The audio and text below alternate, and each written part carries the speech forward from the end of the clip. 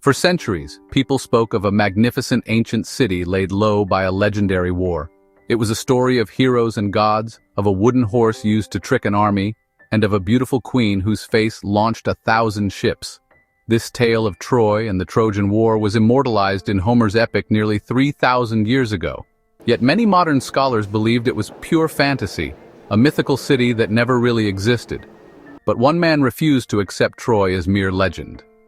In the late 19th century, armed only with an ancient text and unshakable determination, he set out to prove the world wrong. What he discovered buried under the earth would stun the world and rewrite history.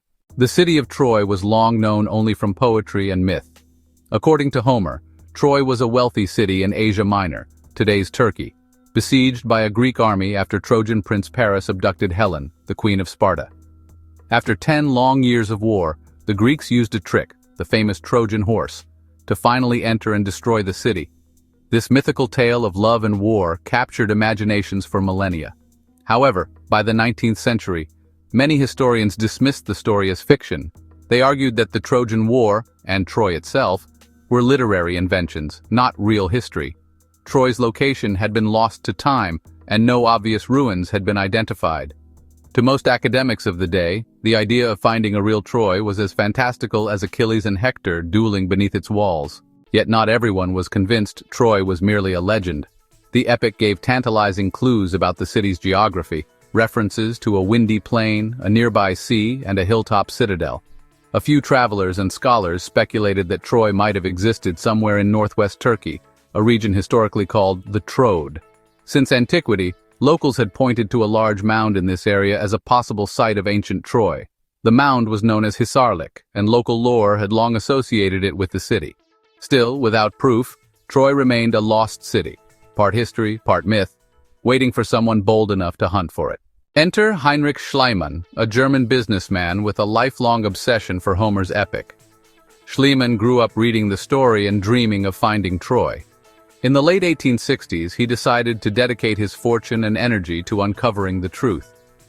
Professional archaeology barely existed, and the academic establishment was skeptical of an amateur chasing a fairy tale. Schliemann was undeterred. In 1868, he arrived in the Ottoman Empire with Homer in his head and a spade in his hand, determined to locate the lost city. Schliemann had an important lead: an English expatriate named Frank Calvert. Calvert owned part of the land at Hisarlik and strongly suspected the mound held the remains of Troy. He had even done small test excavations, finding ancient ruins, but lacked funds to dig deeper. When Schliemann met Calvert, the enthusiastic German was easily convinced. Hisarlik matched the ancient descriptions well enough, close to the Aegean Sea, overlooking a broad plain where armies could have camped. And so in 1870, Schliemann launched a dig at Hisarlik, intent on proving the epic was grounded in fact. At first, progress was slow and challenging. Driven by passion rather than formal training, Schliemann used rough methods, even dynamite, to break through layers of soil. Day after day, his workers toiled under the sun, peeling back centuries of earth. They soon realized the mound was not a single city, but multiple ancient cities stacked one atop another. As they dug deeper, they uncovered city walls and buildings from different eras. Troy had at least 9 layers of settlement, each built on the ruins of the previous one. It was both exciting and confusing. Which layer was the Troy of the epic? Convinced it lay deep below, Schliemann plowed on, removing later layers to get to the oldest ruins. By 1873, his excavation had exposed massive stone walls, gateways, and the debris of a long-vanished city. Could this be the Troy of legend? It certainly appeared he had found a great ancient city, something the skeptics said would never be found. On a summer day in 1873, Schliemann made a dramatic find that grabbed headlines worldwide. Buried in the ruins, he and his wife Sophia uncovered a cache of gold and silver artifacts, cups, bracelets, diadems, and jewelry shimmering in the sunlight. Schliemann was ecstatic. He believed he had found the treasure of King Priam, the Trojan king from the tale.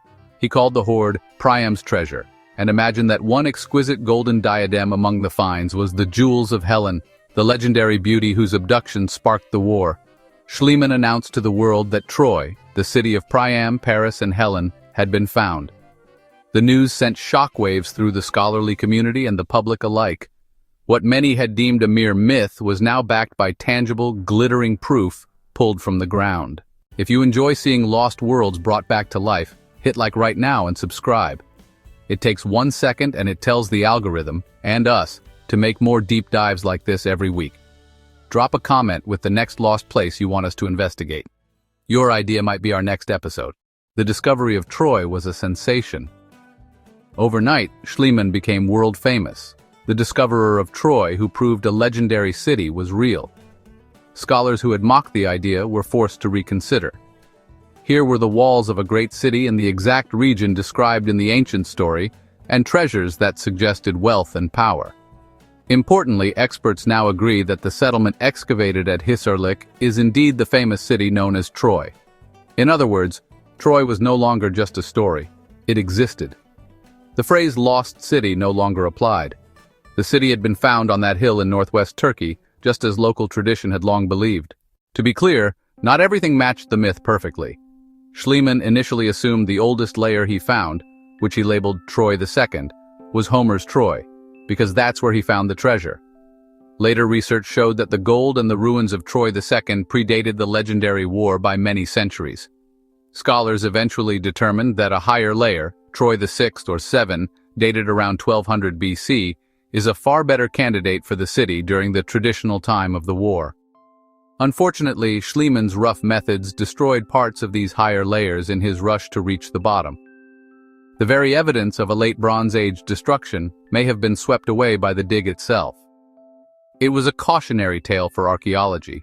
Even as Troy's discovery was a triumph, it showed the need for careful excavation.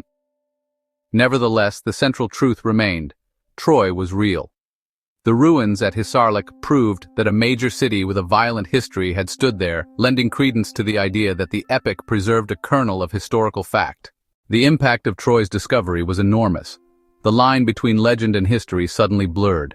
If Troy, once thought to be purely mythical, was real, perhaps other ancient legends held truth as well. The success at Hisarlik inspired archaeologists to seek out other lost cities from literature and oral tradition. It also ignited public fascination. Travelers and writers flocked to the site, eager to stand on the ground where Achilles and Hector were said to have fought. Even today, on the windswept hill of Hisarlik, you can walk among the tumbled stones of Troy's walls and gaze across the plain toward the sea. It's hard not to picture massed armies camped on the plain or imagine Trojan heroes defending their golden city.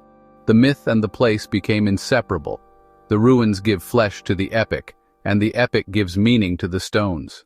In the years after Schliemann, professionals returned to continue what he started. Archaeologists from Turkey, Germany, the United States, and beyond conducted careful digs, uncovering more details about Troy's long history.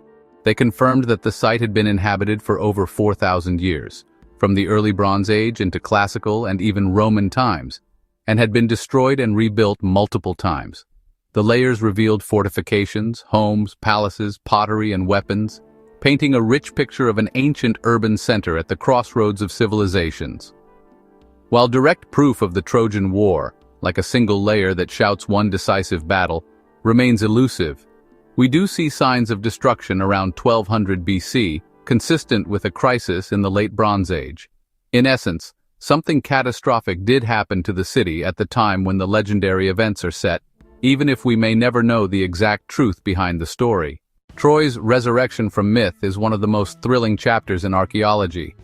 A city written off as fiction was pulled from the shadows of time by sheer will and belief in ancient texts. And while the epic may not be a literal historical report, the discovery proves that memory and story can preserve echoes of real places and real conflicts across thousands of years. The lost city they said was a myth was myth no more.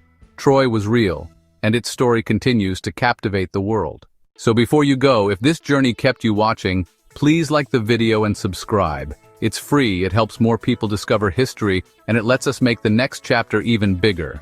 Tell us in the comments which part of Troy's story surprised you most: the treasure, the layers, or the way myth and reality overlap. A new discovery is always just beneath the surface.